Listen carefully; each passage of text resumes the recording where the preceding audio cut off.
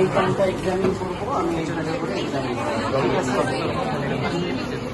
দেখা এত সহজে যাবে না। এখানে আমি সেই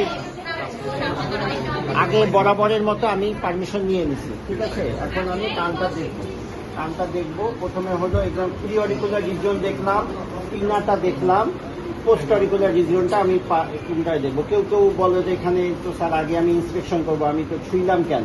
না ছুঁইলে তো এখানে দেখা যায় না, ঠিক আছে।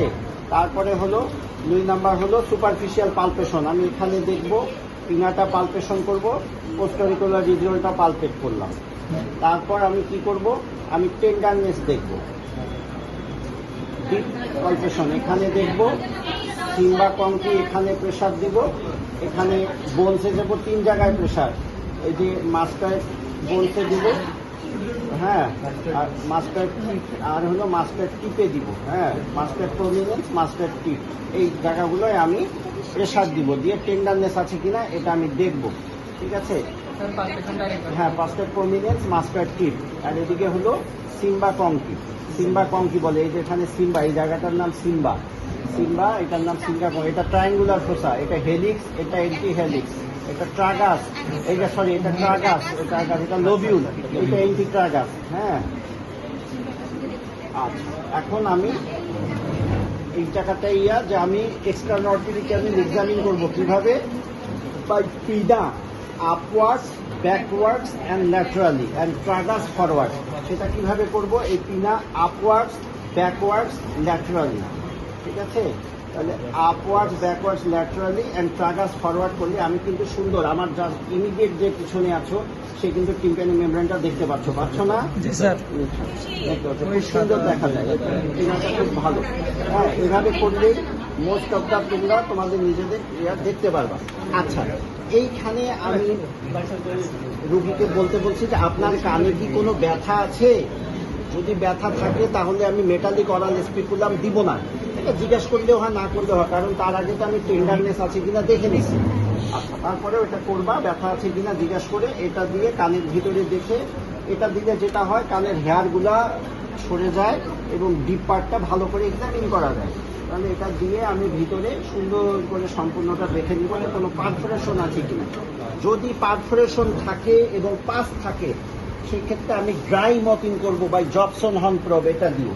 যদি পাস থাকে, যদি না থাকে করবা না, যে স্যার তার ডিফেন্সে কি বলবা যে sir there is no pass, তাই আমি কোনো ড্রাই মপিং করি নাই।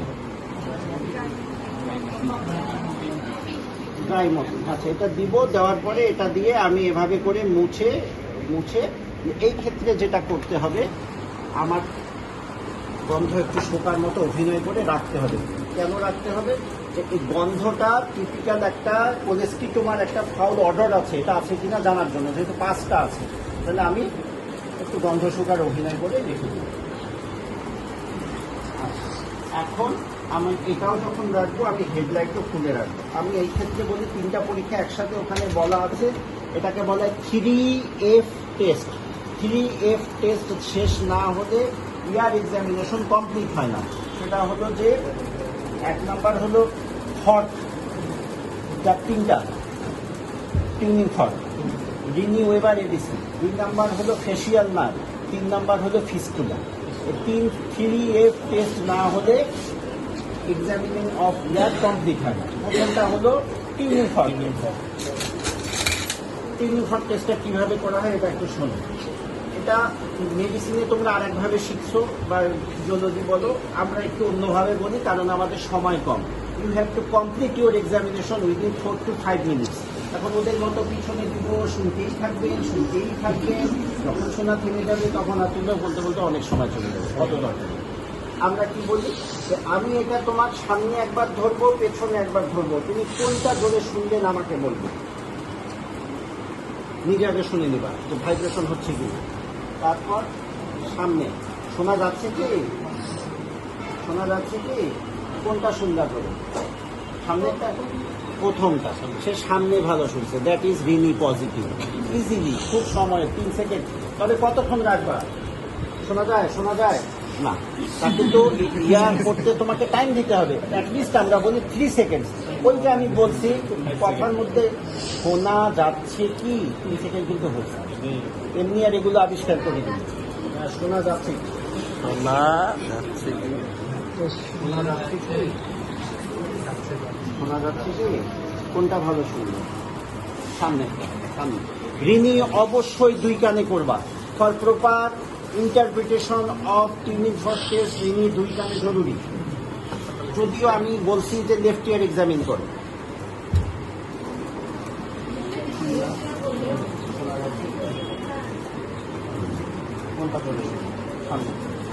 আচ্ছা আমি যে ধরছি আমি কিন্তু দেখো এইভাবে ধরি নাই আমি ধরছি এইভাবে কারণ টিউনিং ফর্কটা এইভাবে ভাইব্রেট হয় ঠিক আছে এই যে সামনে আছে শোনা যায় এখন শোনা যায় কম কিন্তু এখন অনেক জোরে যখনই তুমি এইভাবে ধরবা জোরে এইভাবে ধরলে হালকা আবার এই উপরে ধরলে শোনা যায় না এই টিউনিং ফর্কের পার্ট কি এগুলোকে কি বলে আর্ম বা প্রং এটা থাম রেস্ট এটা বেস এটা নেক এই প্রং এর আপার 1/3 যে অংশটা এই অংশটা যেন এক্সটার্নাল অর্ডিনারি ক্যানেলের 1 সেন্টিমিটার দূরে এইভাবে থাকে ভার্টিক্যাল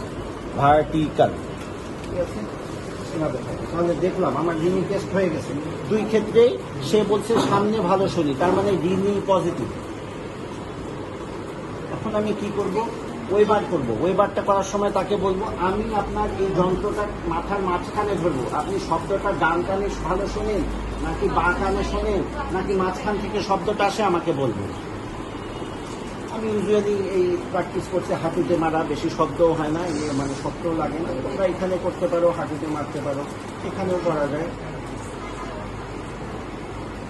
এখানে শুনবো শব্দটা ডান কানে না বাঁ কানে না মাঝখানে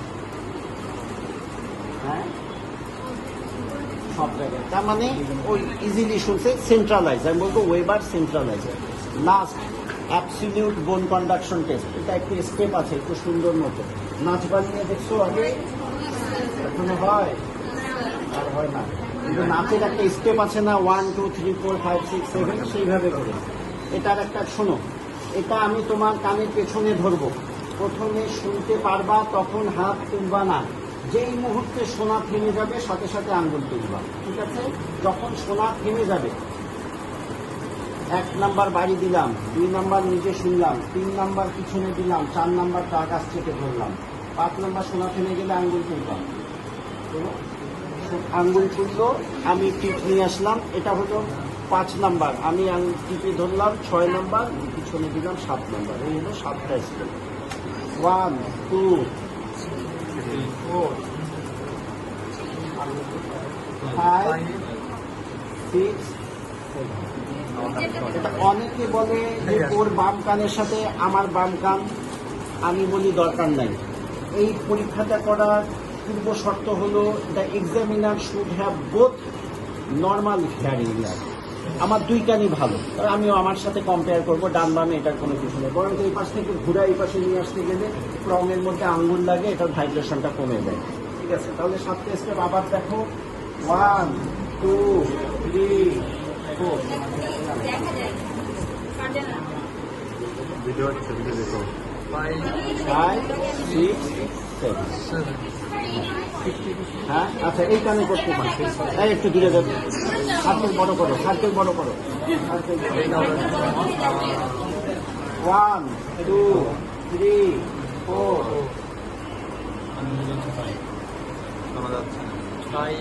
5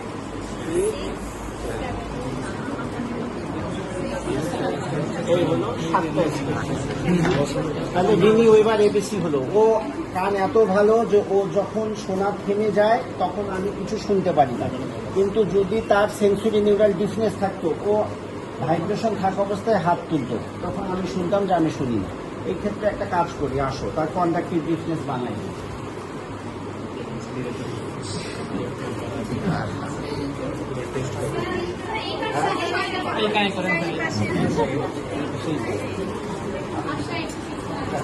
দেখো তো তুমি এবার সামনে আর পেছনে কোনটা ভালো শুনবা পিছনে ভালো শুনবা এটা এটা সামনে পিছনে ভালো শুনছো হ্যাঁ এখন দেখো তো কোন কানে ভ্রমণ করে শব্দটা কোন কানে পাও ভালো করে খেয়াল করো হ্যাঁ,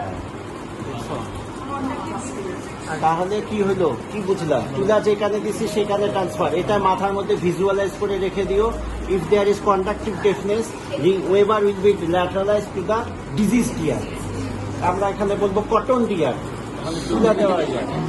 হ্যাঁ, diseased ear. In case of conductive deafness, Weber will be transfer to the diseased ear এবং রিনিউ উইল বি নেগেটিভ। সে বলতেছে তখন পিছনে ভালো শুনি, পেছনে ভালো শুনি।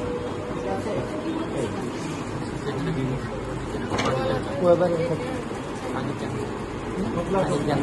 বহু করে বেশি সাউন্ড বেশি হয়, যেখানে সমস্যা ওটা বন্ধ হয়ে আছে। ওটা ঠিক হয়ে যাবে, অপারেশন করো, ক্লিয়ার হয়ে যাবে। 5 বছর বয়স থেকে যেগুলো আছে ওগুলো বড় কোনো রোগ না। হ্যাঁ, negative।